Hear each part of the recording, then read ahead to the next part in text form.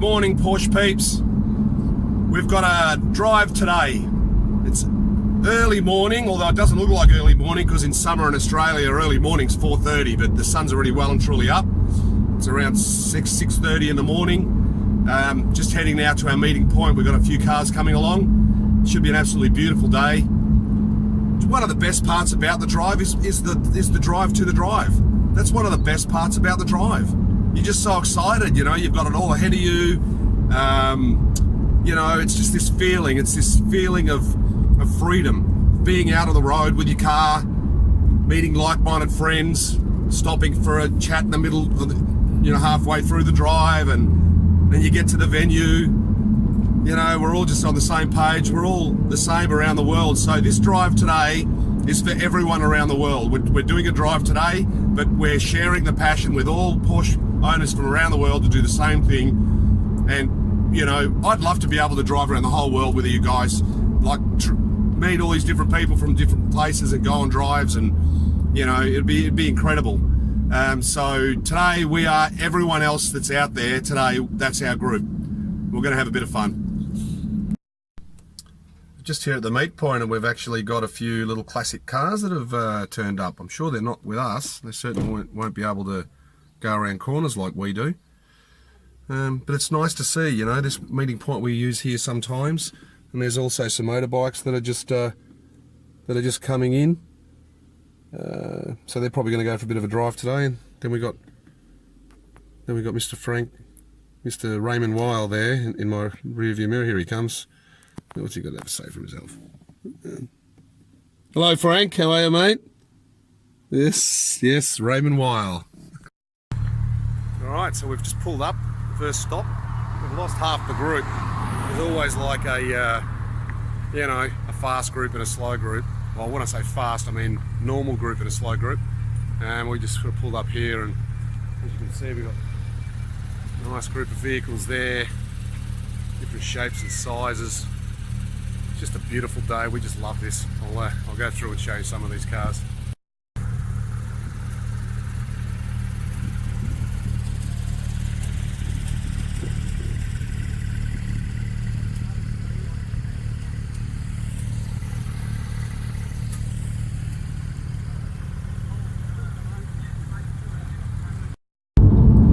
Well, we've lost half the group. I've got these course notes laid out. They are perfect. They are perfect. I did the drive last week with my wife in the family Jeep, and I've run through these notes a number of times. And Jeff, if you're watching, apparently you went straight and everyone followed you. So it's okay. You'll find your way there. It's wherever you went. I'm sure it's great. But half the group's disappeared, and we're down to about 10 cars in this group and about another 10 cars or who knows where, but that's all part of the fun. Anyway, I'm going to get back into it because we've got some challenging roads here and we're having an absolute ball today. We've just done a couple of really challenging roads. Beautiful scenery, but the roads themselves, the camber changes and the way the corners just go left, right, you know, it's just incredible how this car, this is the 991 GT3, the way it turns in and the way it holds the line in the corner. With that rear wheel steer, the car just sort of pivots on its side.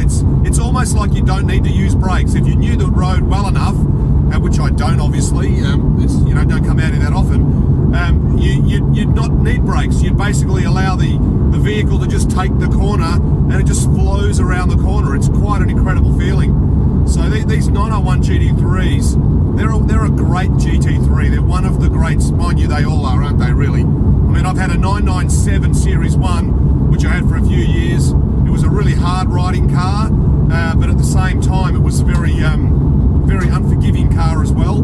I found it understeered a reasonable amount until I learned not to get on the power too early, and sort of allowed the car to be set up in the corner before I got on the power. And then it's sort of like I'd feel every now and then the back end step out a little bit. That might have had something to do with my semi-ball tyres as well. It's too cheap to replace them. Eventually I did. But this particular vehicle here, it doesn't actually take anything away from the fact that it's a GT3. I guess the only thing I'm missing is the fact that it hasn't got a manual gearbox.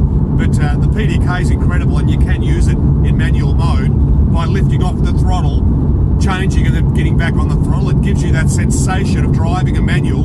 You still get that little kick in the back, but of course I'm not using a clutch. So I'm just kind of like sharing this emotion of having this vehicle out in these roads in these conditions with friends. Even the way the car sits on the road, even now I've got the damper set to comfort, but it's just so planted, and I can feel everything through the steering wheel. If you're ever considering getting a 991 GT3 and you've got any reservations, don't bother. These cars are worth every cent. And if you look at prices of 991 Carrera S's, 991.2 Carrera S and other cars in that range, they're kind of up around the price range now of the GT3, and why would you not have the best? And the GT3 is the best. In fact, some of these are even now cheaper than a GTS 911, which is incredible because the car handles a dream. The engine sounds absolutely incredible. Like I can't even explain how good it sounds at the last 500 RPM up to 9,000. And everything about the car, the brakes, the handling, the stability, the comfort, these are a fantastic car. And the bonus is that Porsche give a 10-year guarantee on the engines. So all of these rumours about engine failures and things going wrong, the finger followers, yes, there is some truth to it, but Porsche are not skimping. They are replacing the engines, they're replacing anything that needs to be replaced, and they're putting a 10-year guarantee on the engine. So it's a no-risk fun car that holds its value. They look incredible on the road. They're good in the wet or the dry. And all I can say is, my goodness gracious me, I've just had a cracking drive in this vehicle.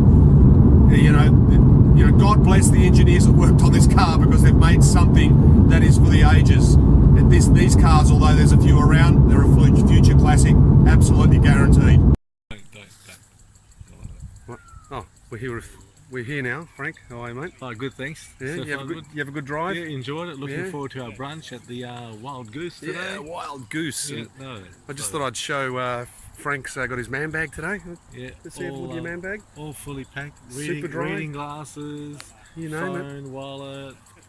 And guess all what? the bits and pieces. Guess what? So I've got my man bag as well.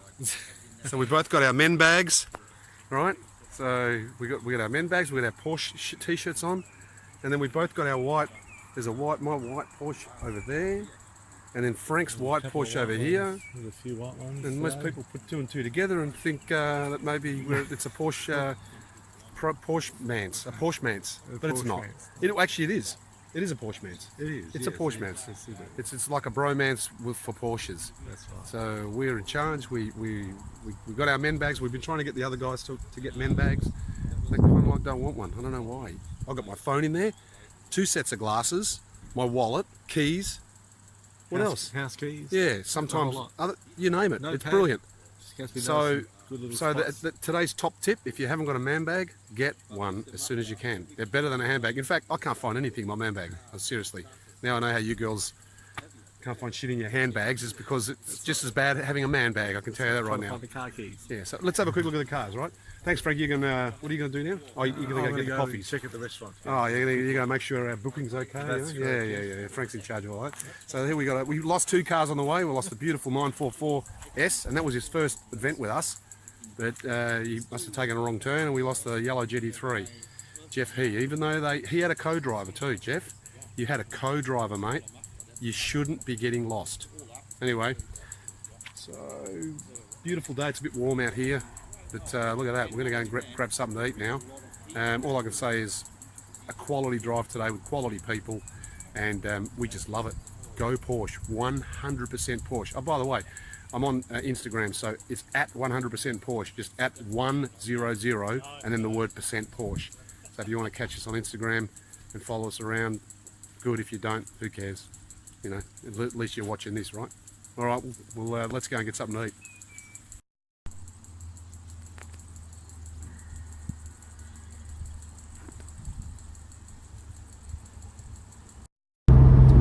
So we had a couple of guys on our drive who got lost, didn't follow the route, and I thought it was Jeff, but I found out that it wasn't Jeff actually in his yellow GT3. It was Joel in his 944S. So sorry Jeff for berating you earlier, but you still did follow the wrong guy, and I did say the course notes. If the person in front of you takes a wrong turn, don't follow them. Follow the course notes. But notwithstanding that, kudos to you guys for turning around and actually doing the drive. So you figured it out. You went back and you took the road that you missed, which is a great road, and it all worked out okay. So we're heading back. It's another beautiful drive, probably the last one for the year that we'll be doing officially. We're getting into the end of November and sort of around the Christmas period. But I just wanted to thank everyone who joined us at 100% Porsche drive days throughout the year. We've had some really amazing adventures, beautiful roads, beautiful scenery, beautiful cars, fantastic drivers, everything within the rules, and I'm just happy that it's all worked out. So, now I just got to figure out how I'm going to get my hands on a manual car. I was just loving my GT3 today, but it is a PDK, and I just think that that I'd like to have a manual.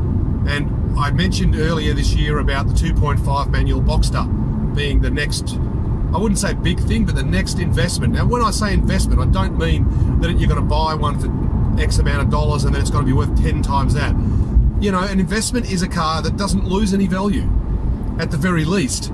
So, and let's all face it, cars lose value. So if you're buying one, and in Australia they're still as cheap as 15,000 if you can find one, 15,000 Australian dollars. So do the sums. It's not going to go down in value unless, I don't know, unless it explodes or something.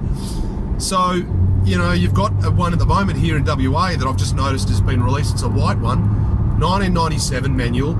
It's got black interior, beautiful car, factory condition, 25,000. So that already is, in the space of a couple of 3 months that I've mentioned these, 10 grand more than the market value was back then.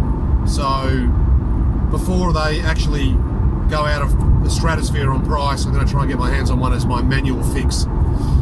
Yes, food for thought. Here comes Toby and his beautiful new blue Boxster 987. Look at this beautiful car, Series 2. Look at this cool number plates, PDK 987. How cool is that? That is an absolutely lovely car for the money. It really is. I reckon that the 987 Series 2, the rear end with the lights, the LED lights, just looks a little tougher. There's just something about the shape of this car at the back which I think looks, better. I'm not saying it's a better car or a worse car, but I just think that the back end of this, and this is not an S, this is the Boxster, so it's the 2.7 or 2.9, sorry,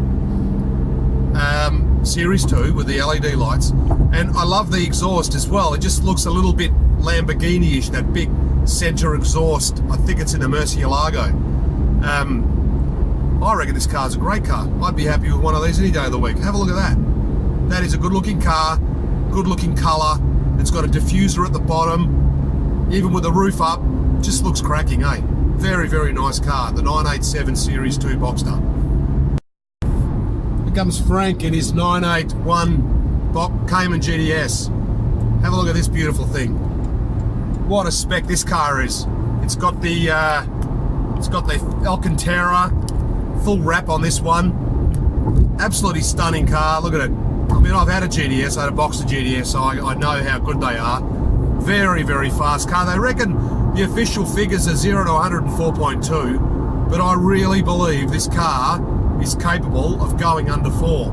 I know that sounds incredible, but I've launched my car a number of times, and it felt a lot quicker than 4.2, and it's one of the best sounding Porsches on the road today.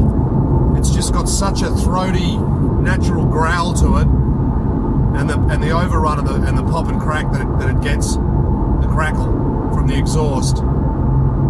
But if you're looking at this, at the rear of this, and then compare it to that 987, I'm not like in any way, shape or form saying that this car's an inferior car, because it is very beautiful shape. But there's just something about those 987s, they're quite surprising. Laser. Going through a radar there.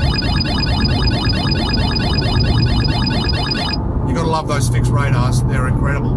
They're saving lives all over the place. Just have a closer look there. I like the smoke glass, the smoke, they got the smoke glow lights in the back. And Frank's always got his wing up because he thinks it looks tough. It does look tough, Frank. It's a tough car. Makes a good sound too.